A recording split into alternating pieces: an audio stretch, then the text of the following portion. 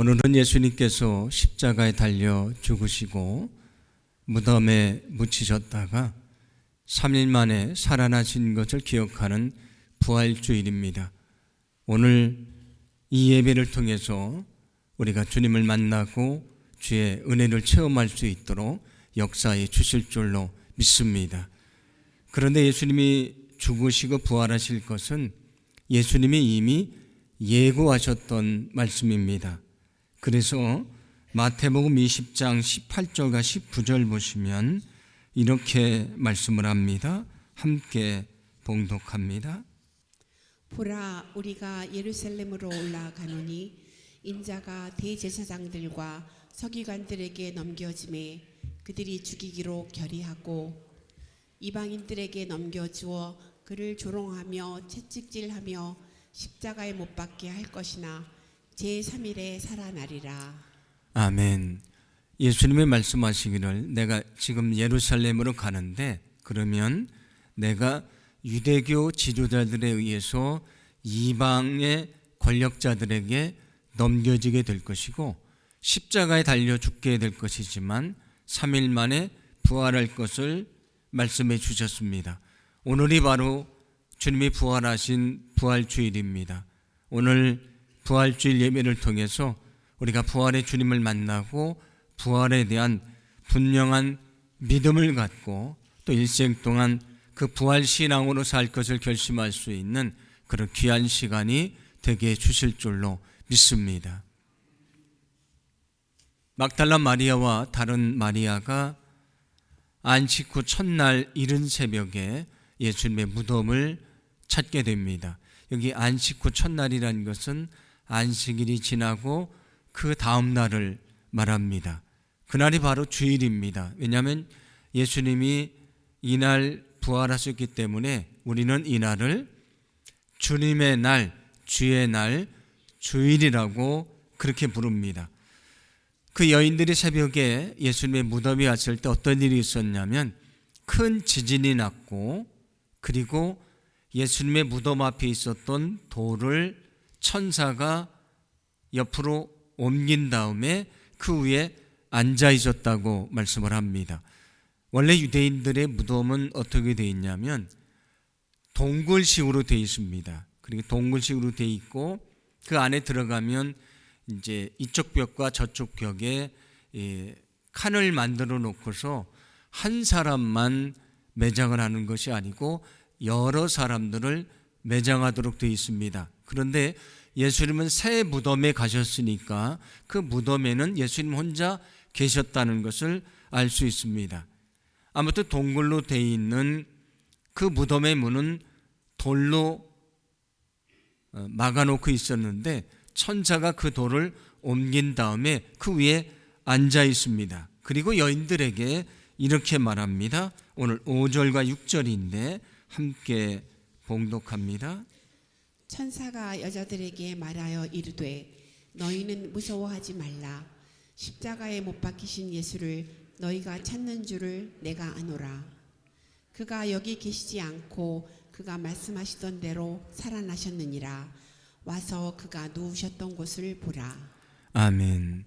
여인들에게 천사가 말하기를 너희는 두려워하지 말아라. 예수님이 살아나셨고 여기 계시지 않다고 말씀을 합니다.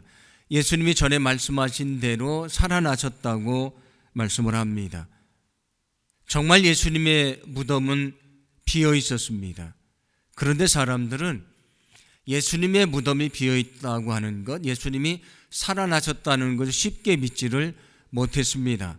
그래서 나름대로 인간적인 생각과 또 합리적인 것으로 예수님의 빈 무덤을 설명을 하려고 합니다. 어떻게 설명을 하려고 하냐면 먼저 여인들이 착각을 해서 예수님의 무덤이 아니고 다른 비어있는 무덤을 찾아갔던 것이다 이렇게 얘기하는 사람들이 있었습니다. 그런데 성경은 분명히 이렇게 말씀을 합니다. 마태복음 27장 61절인데 함께 봉독합니다. 거기 막달라 마리아와 다른 마리아가 무덤을 향하여 앉았더라. 아멘. 막달라 마리아는 마지막 예수님이 십자가에서 돌아가실 때도 그 옆에서 지켜봤던 여인이고요. 그리고 예수님의 장례가 진행이 되는데 그 무덤도 앉아서 지켜봤던 여인입니다. 그러므로 그 무덤이 어딘지를 분명히 알고 있었던 여인이기 때문에 그 다음날 그 여인이 다른 무덤을 찾아갔다는 것은 우리가 생각할 수 없는 것이다, 그런 얘기입니다. 어떤 사람들은 예수님이 육적으로 부활하신 것이 아니고 사람들이 환상을 보고 착각을 한 것이다, 그렇게 얘기를 하기도 했습니다. 그런데 성경은 우리에게 분명하게 말씀을 해줍니다. 왜냐하면 고린도전서 15장 6절이 이렇게 말씀하고 있기 때문입니다. 함께 봉독합니다. 그 후에 500여 형제에게 일시에 보이셨나니 그 중에 지금까지 대다수는 살아있고 어떤 사람은 잠들었으며. 아멘. 부활하신 예수님이 나타나셨는데 500여 명의 성도들이 일시에 보았다고 말씀을 합니다. 우리가 한 사람이 환상을 보고 착각을 했다, 그것은 이해를 할 수가 있습니다만 500여 명이 동시에 환상을 보고 동시에 착각을 했다는 것은 생각할 수가 없는 것입니다. 그러므로 예수님이 살아나신 것이 아니고 환상을 보고 착각을 했다는 것도 이해를 할 수가 없는 얘기라는 말씀입니다. 또 어떤 사람들은 예수님이 정말 죽으신 것이 아니고 예수님이 기절하셨던 것이다, 그렇게 얘기를 하기도 했습니다. 그런데 성경을 보면 병사들이 분명히 예수님이 죽으신 것을 확인했다는 말씀이 나옵니다. 십자가에 달려 있으면 너무 고통스러우니까 빨리 죽게 하려고 십자가에 달린 사람의 다리의 뼈를 꺾었다는 말씀이 나옵니다. 그래서 예수님의 좌우편에 있었던 두 명의 죄수들의 다리뼈를 꺾은 다음에 예수님의 뼈를 꺾으려고 했더니 이미 예수님은 돌아가셔서 그 뼈가 꺾이지 않았다는 말씀이 나옵니다. 그리고 또 하나는 예수님이 십자가에 달리시고 거기서 온몸이 찢기시고요, 물과 피를 다 쏟으셨는데 그런 예수님이 다시 일어나셔서 혼자 힘으로 그 돌무덤을, 그 돌을 옮기고 무덤에서 나올 수 있었다는 것도 이해를 할 수가 없는 주장입니다. 그러므로 예수님이 죽지 않고 기절했다는 것도 이해할 수 없는 생각이라는 것을 우리가 알 수 있습니다. 어떤 사람들은 제자들이 예수님의 시신을 훔쳐가고 부활했다고 주장했다, 그렇게 얘기를 합니다. 성경에도 그런 이야기가 나오는데 오늘 전체 본문에 속하는 27장 64절을 보시면 이렇게 말씀을 합니다. 함께 봉독합니다. 그러므로 명령하여 그 무덤을 사흘까지 굳게 지키게 하소서. 그의 제자들이 와서 시체를 도둑질하여 가고 백성들에게 말하되 그가 죽은 자 가운데서 살아났다 하면 후에 속임이 전보다 더 클까 하나이다 하니. 아멘. 바리새인들이 빌라도에게 말합니다. 만약에 예수님이 죽은 다음에 제자들이 그 시신을 훔쳐가져 숨겨놓고 예수님이 부활했다고 주장을 하면 더 혼란스러우니까 경비병을 시켜서 단단하게 지키라고 요청을 합니다. 그래서 빌라도는 경비병을 두고 예수님의 무덤을 지키게 합니다. 그런데 예수님의 무덤이 비어있게 됐습니다. 그러자 28장 13절을 보시면 장로들이 그 경비병들에게 돈을 주면서 말합니다. 사람들이 예수님의 무덤이 비어있다고 얘기를 하면 사람들에게 말하기를 우리가 잠을 잘 때 제자들이 와서 시신을 훔쳐갔다고 얘기를 하라, 그렇게 얘기를 합니다. 그리고 뒤에 나오는 말씀을 보시면 그 말대로 그렇게 믿는 사람들도 있었다고 말씀을 합니다. 그런데 경비병들이 삼엄하게 지키는데 제자들이 예수님의 시신을 훔쳐간다는 것은 쉽지 않은 것입니다. 그리고 더 이해할 수 없는 것이 있습니다. 제자들은 예수님의 십자가와 부활을 전하다가 순교를 당했습니다. 예수님의 부활을 전하다가 순교를 당했습니다.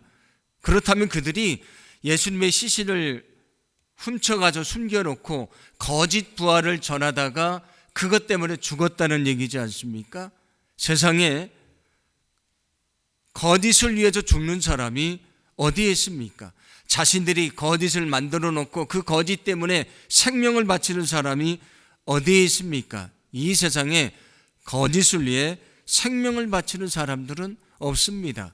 그러므로 제자들이 예수님의 시신을 가져갔다는 것도 이해할 수 없는 이야기인 것입니다.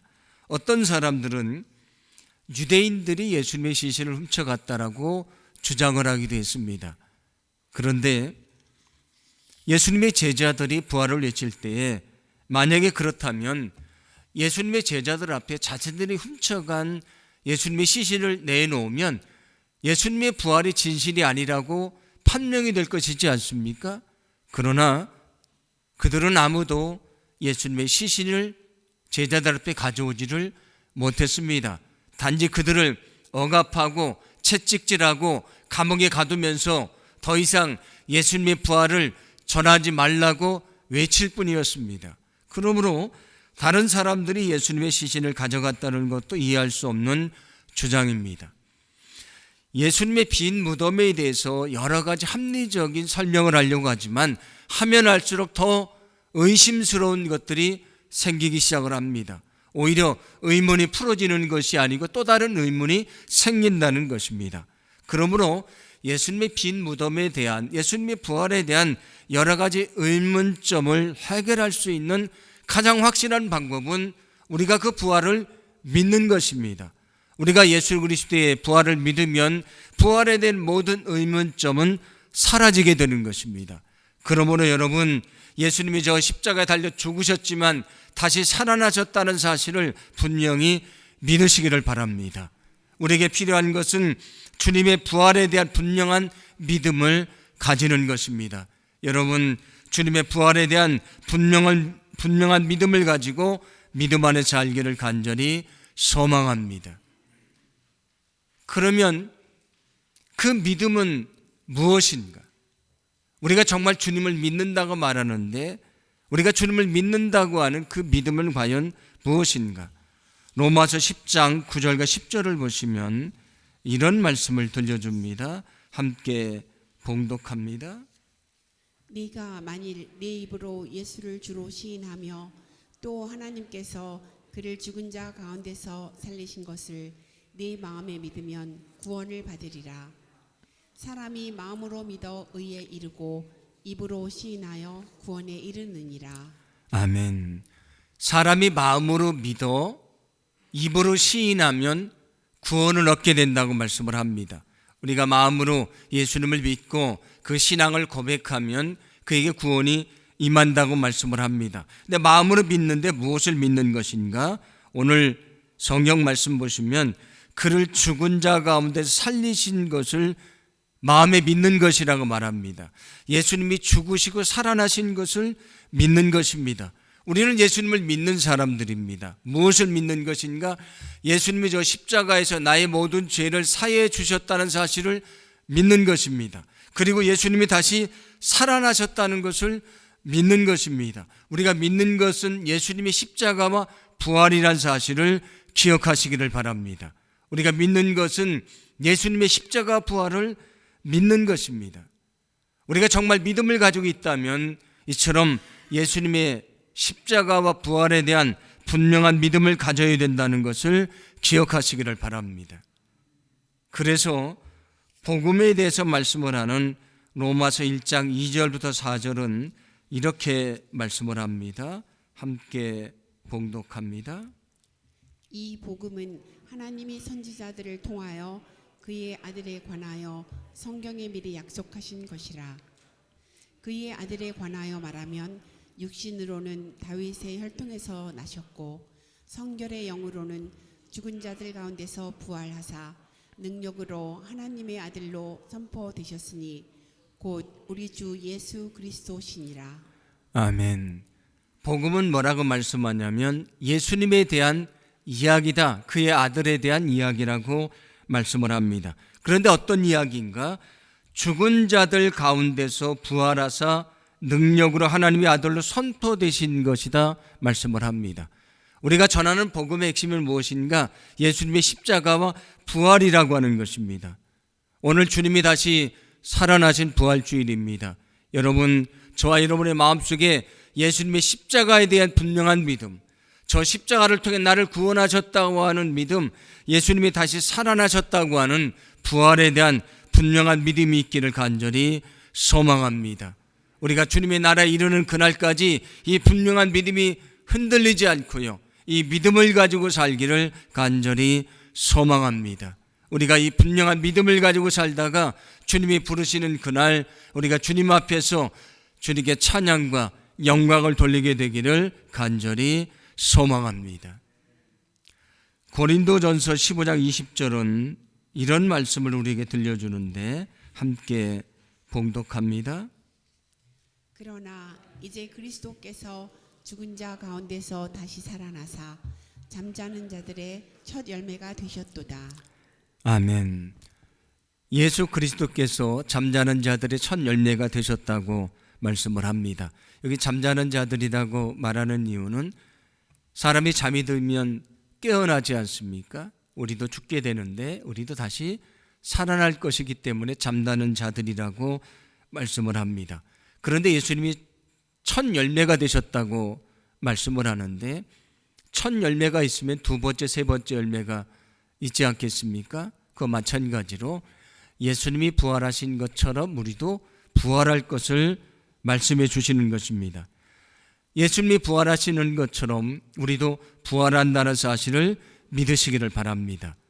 그런데 성경은 믿는 자들만 부활하는 것이 아니고요, 믿지 않는 사람들도 다 부활한다고 말씀을 합니다. 요한복음 5장 29절인데 함께 봉독합니다. 선한 일을 행한 자는 생명의 부활로, 악한 일을 행한 자는 심판의 부활로 나오리라. 아멘. 예수님을 믿고 선하게 산 사람은 영원한 생명을 얻기 위한 생명의 부활을 경험하게 될 것이다.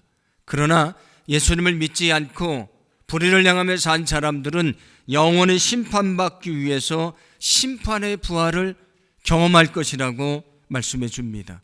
우리가 경험해야 되는 것은 어떤 부활입니까? 여러분, 생명의 부활을 소망하기를 간절히 원합니다. 여러분, 생명의 부활을 소망하며 믿음 안에 살아가기를 간절히 소망합니다.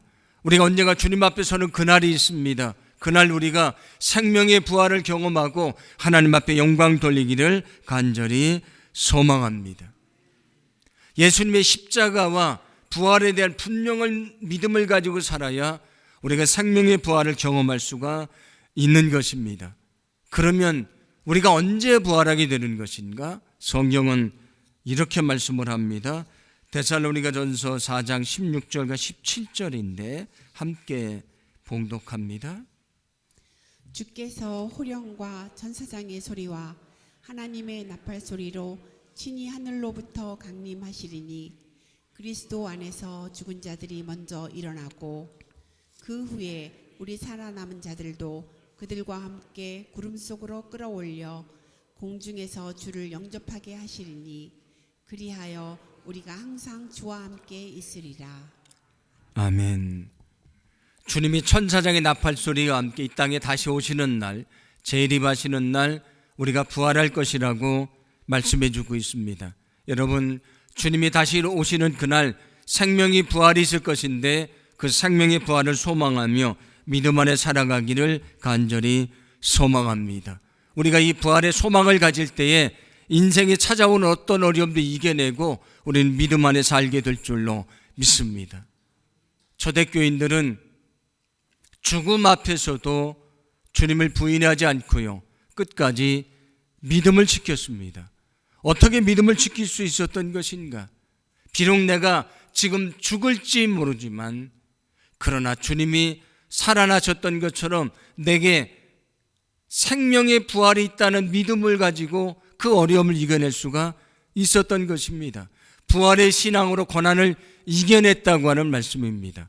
우리가 인생을 살아가는데 많은 삶의 어려움이 있습니다. 우리를 눈물 짓게 하고 넘어지게 하고 다시 일어날 희망을 잃어버리게 하는 많은 것들이 있습니다. 그러나 우리 마음속에 저 죽음을 딛고 일어나신 주님과 같은 부활이 내게 있다는 믿음을 가지면 우리는 어떤 것도 이겨내며 살아갈 수가 있는 것입니다. 심지어 내게 죽음이 닥친다 할지라도 우리는 절망하지 않을 수 있는 것입니다. 여러분, 분명한 생명의 부활의 신앙을 가지고 주님이 부르시는 그날까지 그 믿음 안에 살아가기를 간절히 소망합니다. 그때 우리는 주님이 땅에 다시 오시는 그날 생명의 부활을 얻는 거룩한 축복을 얻게 될 줄로 믿습니다. 우리는 과거에 있었던 예수님의 부활을 분명히 믿어야 된다고 말씀을 드렸습니다. 미래에 있게 될 생명의 부활을 소망하며 살아가야 된다고 말씀을 드렸습니다. 그런데 과거의 부활만이 아니고 미래의 부활만이 아니고 우리가 경험해야 될 또 다른 부활이 있습니다. 제가 얼마 전에 우리가 예수님을 믿고 구원받는 것은 내가 주님과 함께 십자가에 못 박혀 죽는 것이라고 말씀을 드렸습니다. 갈라디아서 2장 20절인데 함께 봉독합니다. 내가 그리스도와 함께 십자가에 못 박혔나니 그런즉 이제는 내가 사는 것이 아니요 오직 내 안에 그리스도께서 사시는 것이라. 이제 내가 육체 가운데 사는 것은 나를 사랑하사 나를 위하여 자기 자신을 버리신 하나님의 아들을 믿는 믿음 안에서 사는 것이라. 아멘. 우리가 예수님을 믿는다고 하는 것은 우리가 주님 안에서 죽는 것이라고 말씀을 합니다. 나의 생각이나 나의 욕심이나 나의 과거의 삶이 주님 안에서 죽는 것입니다. 내가 죽고 주님 안에 다시 살아나는 것입니다. 그것을 성경은 뭐라고 말씀하냐면 과거에 내가 죽고 다시 태어나는 것이다, 거듭나는 것이라고 말씀을 하고요, 내가 과거와 전혀 다른 새로운 피조물이 되는 것이라고 말씀을 합니다. 그래서 고린도후서 5장 17절은 이렇게 말씀을 합니다. 함께 봉독합니다. 그런즉 누구든지 그리스도 안에 있으면 새로운 피조물이라.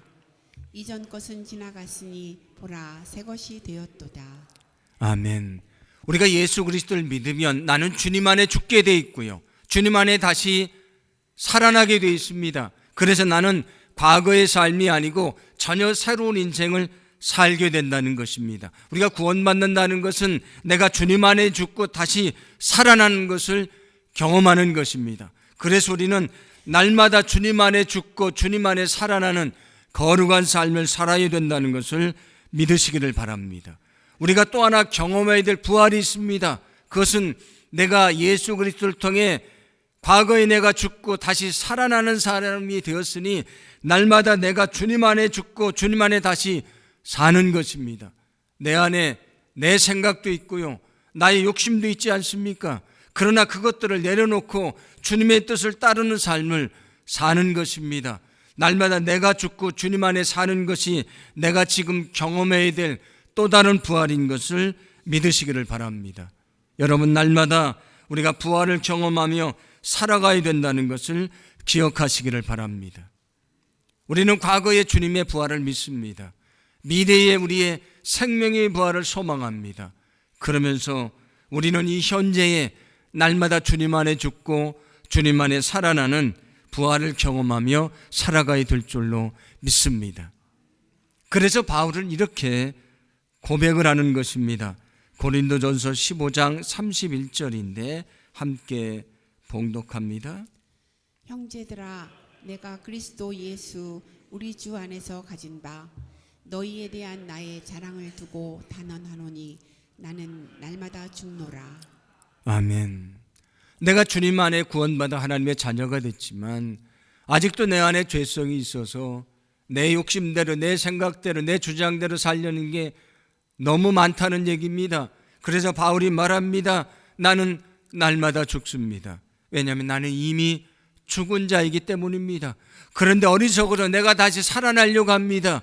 그래서 나는 날마다 내 자신을 죽이고 나는 주님의 뜻에 순종하며 살아갑니다. 여러분, 저와 여러분의 삶이 날마다 주님 안에 죽고 주님의 뜻에 순종하며 살아가는 부활을 경험하는 거룩한 삶이 되기를 간절히 소망합니다. 날마다 주님 안에 죽고 살아남으로 우리에게 주어질 생명의 부활을 소망하며 살기를 간절히 원합니다. 오늘은 거룩한 부활주일인데 과거의 주님의 부활을 분명히 믿기를 간절히 소망합니다. 미래에 있게 될 우리의 생명의 부활을 소망하며 살아가시기를 바랍니다. 그런데 이 땅에 많은 그리스도인들이 과거의 주님의 부활도 믿습니다. 미래의 부활을, 생명의 부활을 소망하며 살아갑니다. 그런데 우리가 날마다 주님 안에 죽고 주님 안에 다시 살아나는 지금 내가 경험해야 될 부활을 경험하며 살아가지를 못합니다. 이 땅에 많은 그리스도인들이 그 능력을 잃어버리고요, 교회가 생명력을 잃어버리는 이유가 어디에 있습니까? 과거의 부활도 믿습니다. 미래의 부활도 소망합니다. 그러나 지금 날마다 죽지 않고 날마다 내 생각과 욕심대로 살아가려고 합니다. 지금 죽고 사는 삶을 살지 않으니 그 능력을 상실하고 많은 것입니다. 여러분, 과거의 주님의 부활을 분명히 믿으시기를 바랍니다. 미래의 생명의 부활을 소망하며 살아가시기를 바랍니다. 그뿐만이 아니고 날마다 주님 안에 죽고 주님 안에 살아나는 오늘도 우리에게 경험되어야 될 부활을 경험하며 살아가시는 저와 여러분의 삶이 되기를 간절히 소망합니다. 그래야만 주님이 다시 오시는 그날 우리가 생명의 부활을 얻는 놀라운 축복을 얻게 될 줄로 믿습니다.